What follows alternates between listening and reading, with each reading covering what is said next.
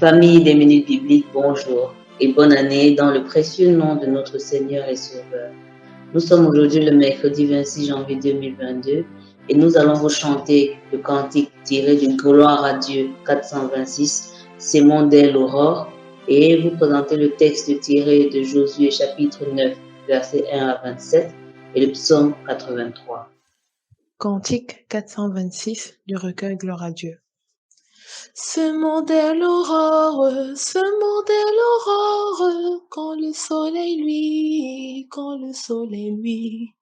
et ce mon corps, lorsque vient la nuit, je peux faire éclore la fleur et le fruit. Bon courage amis, nous irons joyeux cueillir les épis. Bon courage amis, nous irons joyeux cueillir les épis. Josué chapitre 9, versets 1 à 27. À la nouvelle de ces choses, tous les rois qui étaient en deçà du Jourdain, dans la montagne et dans la vallée, et sur toute la côte de la grande mer, jusque près du Liban, les Essiens, les Amoréens, les Cananéens, les Phéréziens, les Héviens et les Jébusiens, s'unirent ensemble d'un commun accord pour combattre contre Josué et contre Israël. Les habitants de Gabaon, de leur côté, lorsqu'ils apprirent de quelle manière Josué avait traité Jéricho et Haï, eurent recours à la ruse et se mirent en route avec des provisions de voyage. Ils prirent de vieux sacs pour leurs ânes et de vieilles outres à vin déchirées et recousues. Ils portaient à leurs pieds de vieux souliers raccommodés et sur eux de vieux vêtements, et tout le pain qu'ils avaient pour nourriture était sec et en miettes. Ils allèrent auprès de Josué au camp de Gilgal, et ils lui dirent, ainsi qu'à tous ceux d'Israël, « Nous venons d'un pays éloigné, et maintenant faites alliance avec nous. » Les hommes d'Israël répondirent à ces Héviens, « Peut-être que vous habitez au milieu de nous, et comment ferions-nous alliance avec vous ?» Ils dirent à Josué, « Nous sommes tes serviteurs. » Et Josué leur dit, « Qui êtes-vous et d'où venez-vous » Ils lui répondirent, « Tes serviteurs viennent d'un pays très éloigné sur le renom de l'Éternel ton Dieu, car nous avons entendu parler de lui, de tout ce qu'il a fait en Égypte et de la manière dont il a traité les deux rois des Amoréens au-delà du Jourdain, Sihon, roi de Hesbon, et Og, roi de Bazan, qui était à Ashtaroth. Et nos anciens et tous les habitants de notre pays nous ont dit, prenez avec vous des provisions pour le voyage, allez au-devant d'eux et vous leur direz, nous sommes vos serviteurs et maintenant faites alliance avec nous. Voici notre pain. Il était encore chaud quand nous en avons fait provision dans nos maisons, le jour où nous sommes partis pour venir vers vous. Et maintenant il est sec et en miettes. Ces outres à vin que nous avons remplies toutes neuves, les voilà déchirées. Nos vêtements et nos souliers se sont usés par l'excessive longueur de la marche. Les hommes d'Israël prirent de leurs provisions et ils ne consultèrent point l'Éternel. Josué fit la paix avec eux et conclut une alliance par laquelle il devait leur laisser la vie. Et les chefs de l'assemblée le leur jurèrent. 3 jours après la conclusion de cette alliance, les enfants d'Israël apprirent qu'ils étaient leurs voisins et qu'ils habitaient au milieu d'eux. Car les enfants d'Israël partirent et arrivèrent à leur ville le 3e jour. Leur ville était Gabaon, Képhira, Béhéroth et Kirjat-Jéarim. Ils ne les frappèrent point, parce que les chefs de l'assemblée leur avaient juré par l'Éternel, le Dieu d'Israël, de leur laisser la vie. Mais toute l'assemblée murmura contre les chefs.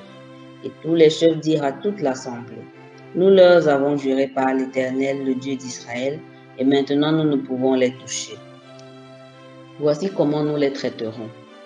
Nous leur laisserons la vie, afin de ne pas attirer sur nous la colère de l'Éternel à cause du serment que nous leur avons fait. Ils vivront, leur dirent les chefs.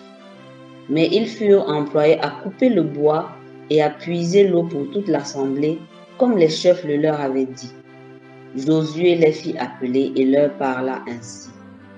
pourquoi nous avez-vous trompés en disant, nous sommes très éloignés de vous, tandis que vous habitez au milieu de nous? Maintenant vous êtes maudits, et vous ne cesserez point d'être dans la servitude, de couper le bois et de puiser l'eau pour la maison de mon Dieu. Ils répondirent à Josué et dirent, on avait rapporté à tes serviteurs les ordres de l'Éternel ton Dieu, à Moïse, son serviteur, pour vous livrer tout le pays et pour en détruire devant vous tous les habitants. Et votre présence nous a inspiré une grande crainte pour notre vie. Voilà pourquoi nous avons agi de la sorte. Et maintenant nous voici entre tes mains. Traite-nous comme tu trouveras bon et juste de nous traiter. Josué agit à leur égard comme il avait été décidé. Il les délivra de la main des enfants d'Israël qui ne les firent pas mourir. Mais il les destina dès ce jour à couper le bois et à puiser l'eau pour l'assemblée et pour l'autel de l'Éternel dans le lieu que l'Éternel choisirait, ce qu'ils font encore aujourd'hui. Amen. Psaume 83, Cantique, Psaume d'Asaph. Ô Dieu, ne reste pas dans le silence, ne te tais pas et ne te repose pas, ô Dieu. Car voici, tes ennemis s'agitent, ceux qui te haïssent lèvent la tête. Ils forment contre ton peuple des projets pleins de ruses et ils délibèrent contre ceux que tu protèges. Venez, disent-ils, exterminons-les du milieu des nations et qu'on ne se souvienne plus du nom d'Israël. Ils se concertent tous d'un même cœur, ils font une alliance contre toi. Les tentes d'Édom et les Ismaélites, Moab et les Agaréniens. Gébal, Ammon, Amalek, les Philistins avec les habitants de Tyr. La Syrie aussi se joint à eux, elle prête son bras aux enfants de Lot. Traite-les comme Madian, comme Sisera, comme Jabin au torrent de Kison. Ils ont été détruits à Endor, ils sont devenus du fumier pour la terre. Traite leurs chefs comme Oreb et Zib, et tous leurs princes comme Zébab et Tsamonan. Car ils disent, emparons-nous des demeures de Dieu. Mon Dieu, rends-les semblables au tourbillon, au chaume qu'emporte le vent. Au feu qui brûle la forêt, à la flamme qui embrase les montagnes. Poursuis-les ainsi de la tempête et fais-les trembler par ton ouragan. Couvre leur face d'ignominie, afin qu'ils cherchent ton nom, ô Éternel. Qu'ils soient confus et épouvantés pour toujours, qu'ils soient honteux et qu'ils périssent. Qu'ils sachent que toi seul, dont le nom est l'Éternel, tu es le Très-Haut sur toute la terre. Amen.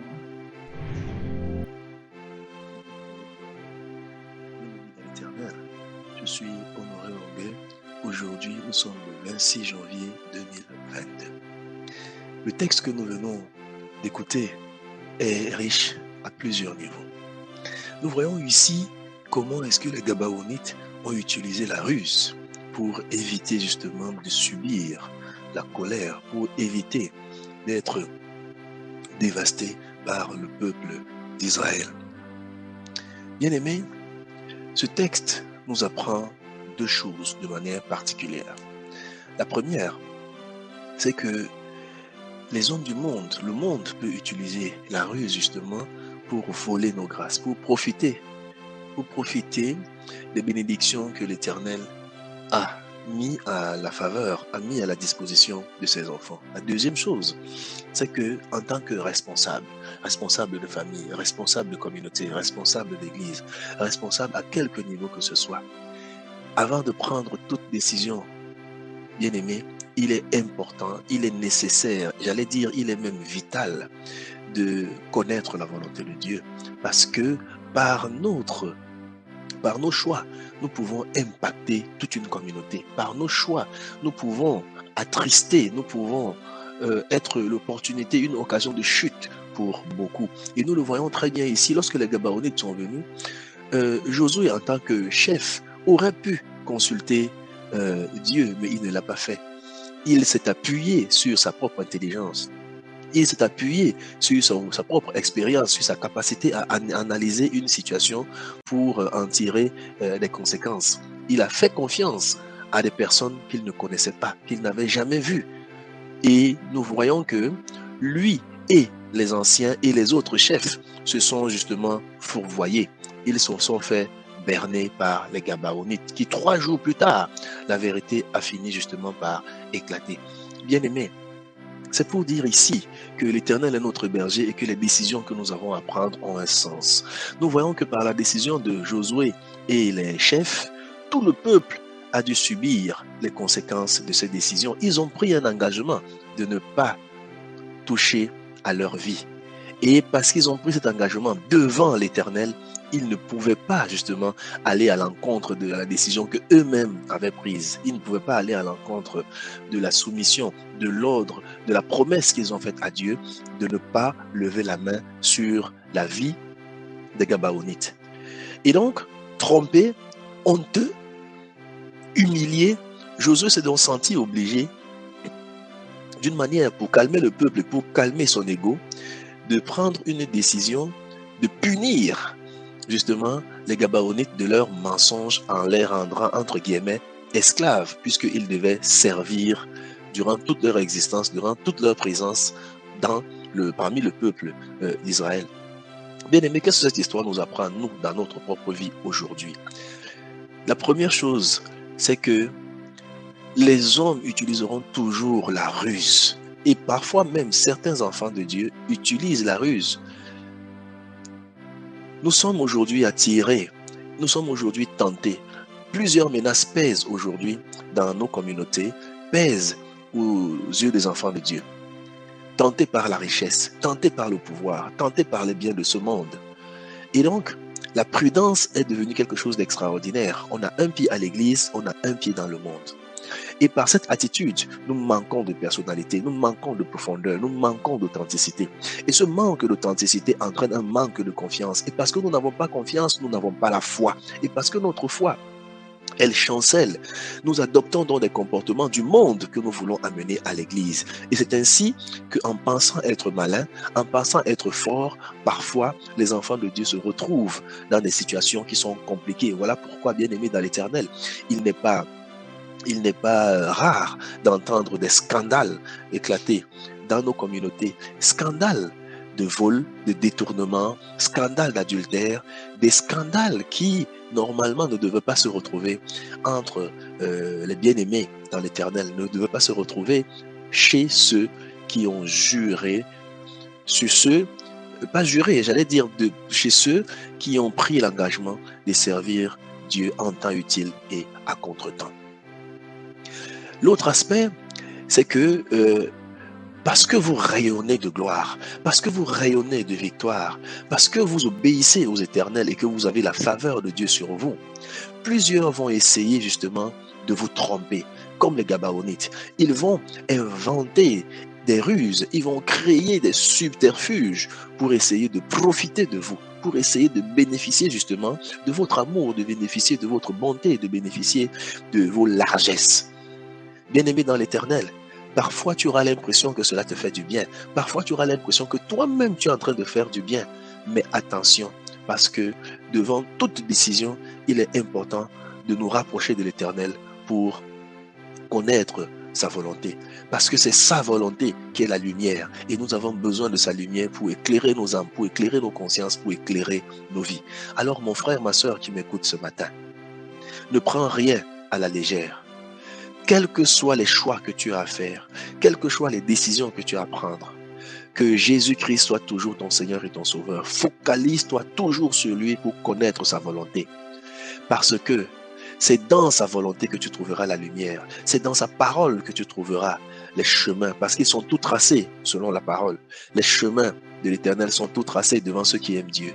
Oui, mon frère, ma soeur, ne baisse pas les bras. Et quelle que soit la situation dans laquelle tu te trouves aujourd'hui, même si par ton comportement, même si par l'ignorance, même si par certains moyens, tu t'es laissé emporter et que tu as pris ce genre de décision et aujourd'hui tu en subis les conséquences, laisse-moi te dire qu'il est possible de rebondir. Répands-toi de ce que tu as eu à faire devant l'Éternel et laisse-le te proposer, laisse-le te conduire, laisse-le t'accompagner, laisse-le te mener vers les voies qui sont les siennes, parce que le secours nous vient de l'Éternel qui a créé les cieux et la terre.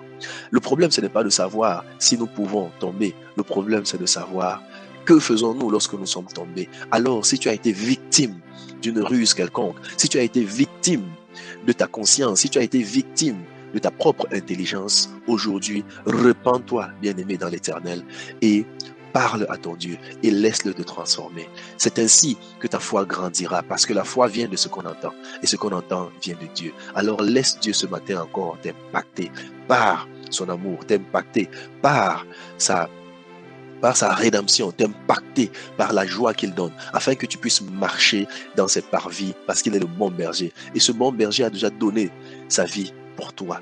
Alors, sois béni ce matin et que la grâce, que la lumière de l'Éternel continue de t'accompagner au nom de Jésus-Christ. Sois béni. Amen. Merci une fois de plus pour votre attention et que la paix du Seigneur soit toujours avec vous.